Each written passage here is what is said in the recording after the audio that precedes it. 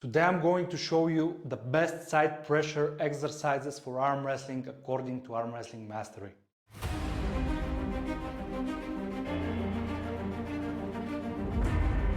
Hello Arm Wrestling Masters, it's Kao, and I'm going to show you 4 of our exercises for side pressure.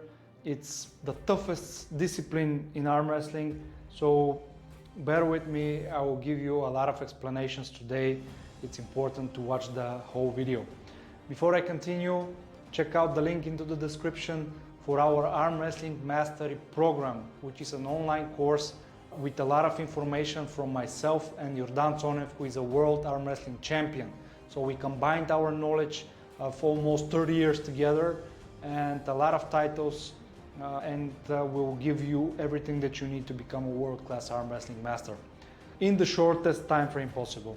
So to continue, basically we can put 2 different categories of side pressure training. One of them is side pressure when your wrist is under pressure, which means you're trying to curl into a better position. It's obviously sometimes against a top rower, sometimes against a hook puller that has a very strong rotation. So if you're over here, you cannot side press that much, but if you're over here, you can invoke a lot of your muscle groups. So how to differentiate? The 2 handles for side pressure with wrist pressure are our custom Yordan Tsonev handle with wooden thumb and the normal wrist wrench, I think it's called, which will be our main tool against hook pullers and also other side pressure pullers. So to start off, to demonstrate the one with the thumb, its idea is to have more wrist pressure, more like simulating a pull against a top rower, which will be a lot of pressure on your thumb.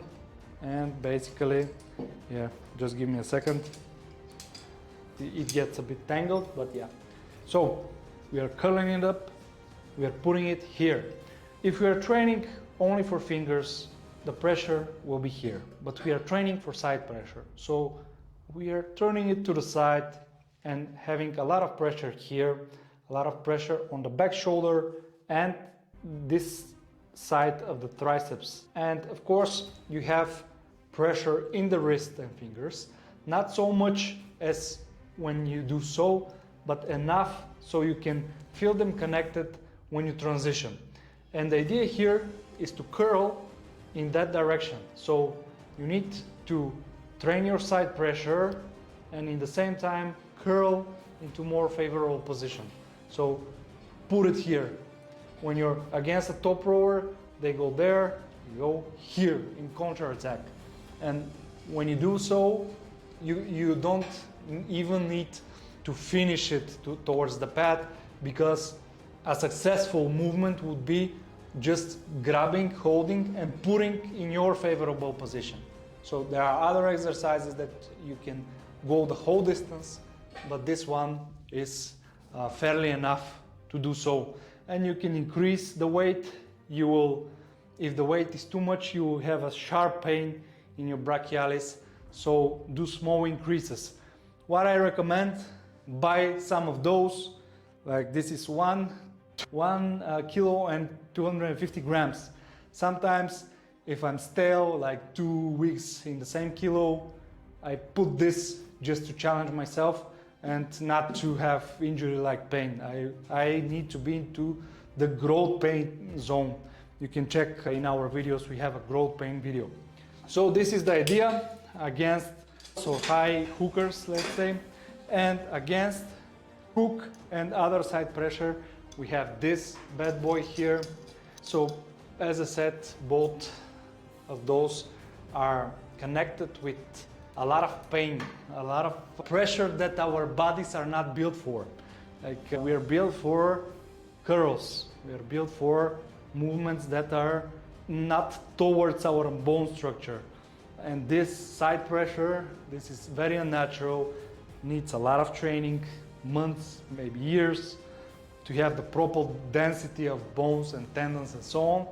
And yeah, you can become very strong in other movements, like with proper supplements or some other stuff. I won't say what, because we are in Arm Wrestling Mastery, we are totally against that. We like to support the nutty arm wrestlers, but still, yeah, it's a decision of everyone. So basically, this is what makes you stronger long term. Like, your muscles can get very strong very fast. Like, for 1 year you can go on the world-class level, but for side pressure you need more time, you need consistency and so on. So the next one, this here, like, I would leave my thumb either here or here, but I like it to be more like neutral, so I can invoke those knuckles, my fingers, the like Todd Hutchings says, the immovable fingers and knuckles, and I want to drive with them towards the pad. Here you want to have a holistic movement, like from point A, here, here, here, to point B, like to the finish line.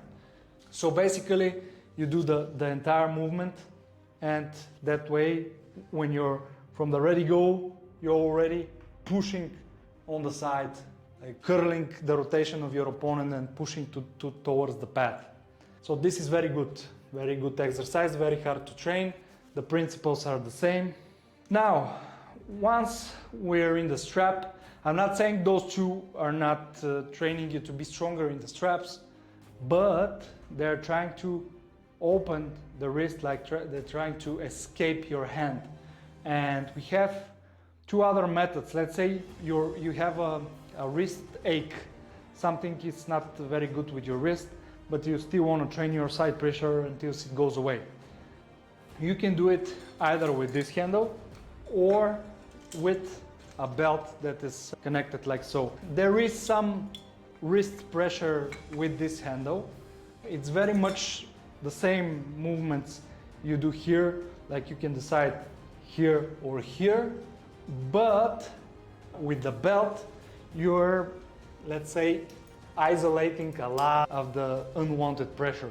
So you have it here, you can put it deeper in your arm, like have a good raised top, and then move, like connect the same spots but not your wrist. Like if you go here, you have tension in your wrist.